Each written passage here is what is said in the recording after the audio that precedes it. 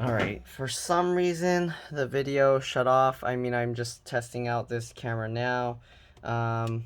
If this method or if this mode works well, then actually this will be a lot better. I actually changed the settings. I think I set it so that I can do like a further video.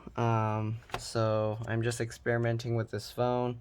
I think the first time I put like quad HD 60 frames per second and the phone couldn't do that long of a recording in that mode.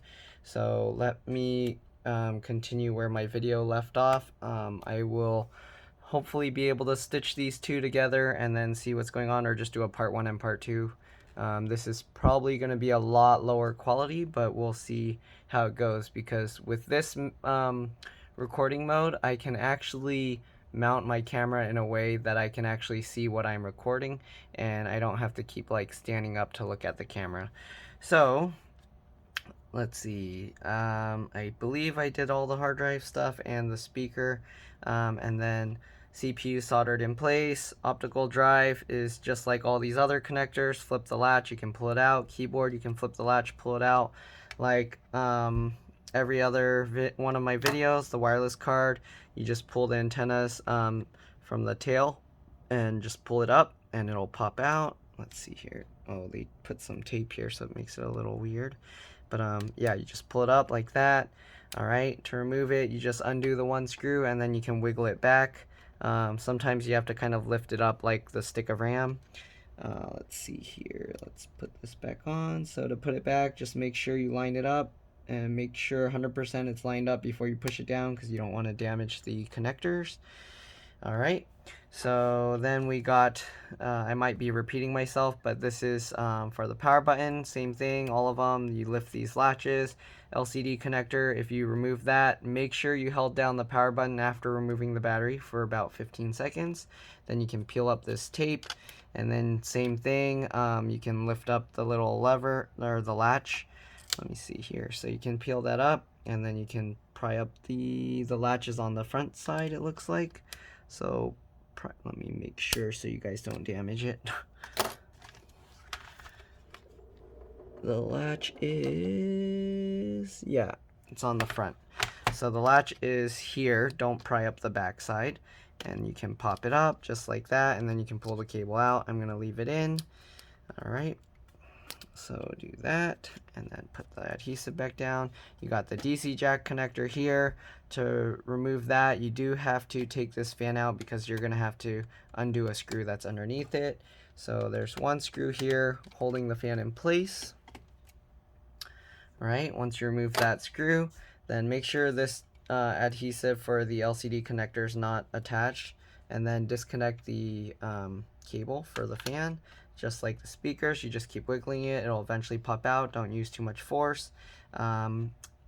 It didn't show on the other one, so I guess I'll show that as well. The fan connector, you do this. Okay, just pull it out. Once you got it removed, to put it back, oh, there's some dirt in there. So to put it back, you just slide it back and then pinch the two layers together. So pinch the connector on the board and this together. If you just push straight on, sometimes it's too much force, and I've had people rip some connectors off before. As for the fan, there's this metal layer, metal thing that's kind of hooking over there. So what you need to do is actually move it from this side, lift it up, and then you can take the fan out just like that. So I took it out once earlier, but then the camera stopped recording and I didn't realize it. So it was a little bit more difficult to pull this out. So just know it's not going to be super easy like how I just did it. I cleaned out the fan as well, and that didn't get recorded, and all the dust here. But yeah, anyways, the power button is here, and then there's one screw holding the hinge here. So to remove this, usually what I recommend, I would recommend you undo these connectors and then unroute it some, because when you lift this, it's gonna pull up on these cables. There might be enough slack that it'll be okay, but just to be safe, I would recommend undoing the cables at least up until here, so that way the cable can rise, actually until this white plastic piece. But basically you would remove that screw, and then you can open the thing slightly, and then just put it back down, and it should pop up the hinge a little bit. So if you need to change the charge port, that's how you would do it. I haven't tried that because there's a customer's computer and they just needed an SSD upgrade because their hard drive was going slow and having issues. So I'm not going to show that in the video because I don't want to risk damaging it if everything is already okay there. But from what I see in here, there's only that one screw holding it.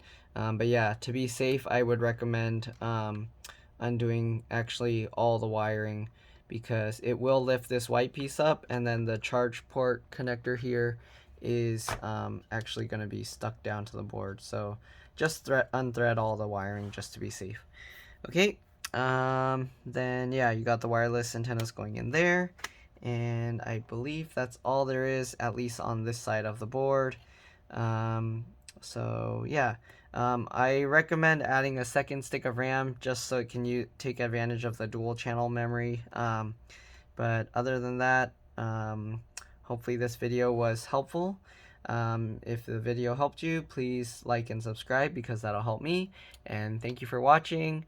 Hopefully the video will merge together. If not, just look out for the other video I made before this, and you can tell me how this compares with my previous videos as well, because now I'm using a completely different phone and camera. Alright, if this is clear enough, even if the quality is not as good, just let me know, because this makes it a lot easier for me to record, because it has a much wider angle view. So the camera is like maybe a foot, or almost a foot, maybe a little more than a foot away from the computer, which is pretty amazing, and it makes it a lot easier to do this.